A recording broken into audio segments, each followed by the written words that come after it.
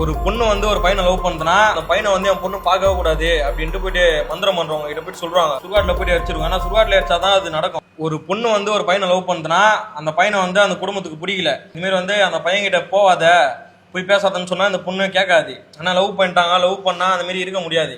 அந்த மாதிரி நேரத்தில் வந்து இவங்க வந்து அந்த பையனை வந்து என் பொண்ணு பார்க்கவே கூடாது அப்படின்ட்டு போயிட்டு மந்திரம் பண்றவங்க கிட்ட போயிட்டு சொல்றாங்க, அந்த பையனை என் பொண்ணு பார்க்கக்கூடாது, அவங்க கிட்ட என் பொண்ணு பேசக்கூடாது, இந்தமாரி எனக்கு பண்ணி கொடுங்கன்ட்டு மந்திரக்கார்ட்ட பண்ணுறாங்க. அவங்க ஒன்று பண்ணி கொடுப்பாங்க.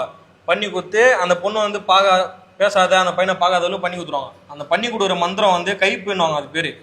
இவ்வளோதான் இருக்கும். அது வந்து எத்தனை போயிட்டு சுடுகாட்டில் போயிட்டு எரிச்சிருங்க அப்படின்ட்டு அவங்க அம்மா கிட்ட சொல்லுவாங்க. அந்த பொண்ணோட அவங்க அம்மா கிட்ட சுடுகாட்டில் போயிட்டு எரிச்சிருங்க, ஏன்னா சுடுகாட்டில் எரிச்சாதான் அது நடக்கும், சுடுகாட்டில் தான் பண்ணோம், எரிச்சிருங்கன்றப்ப எங்ககிட்ட வருவாங்க. இந்தமாரி வந்து வேற ஒன்று சொல்லுவாங்க, அதில் அரிசிக்குதுப்பா, இந்தமாரி வந்து எனக்கு குழந்தை பிறகு போகுது, இதை போடணும் நாங்கள் சுடுகாட்டில் அப்படின்ட்டு சொல்லுவாங்க. ஏன்னா அந்த உள் மேட்ரை சொல்ல மாட்டாங்க, சொன்னால் நாங்கள் பண்ண மாட்டேன்ட்டு, இது போடணும்பா, நீ காசு எவ்வளோனா தரேன், நாங்கள் வந்து பண்ணவே மாட்டோம் அந்தமாரி.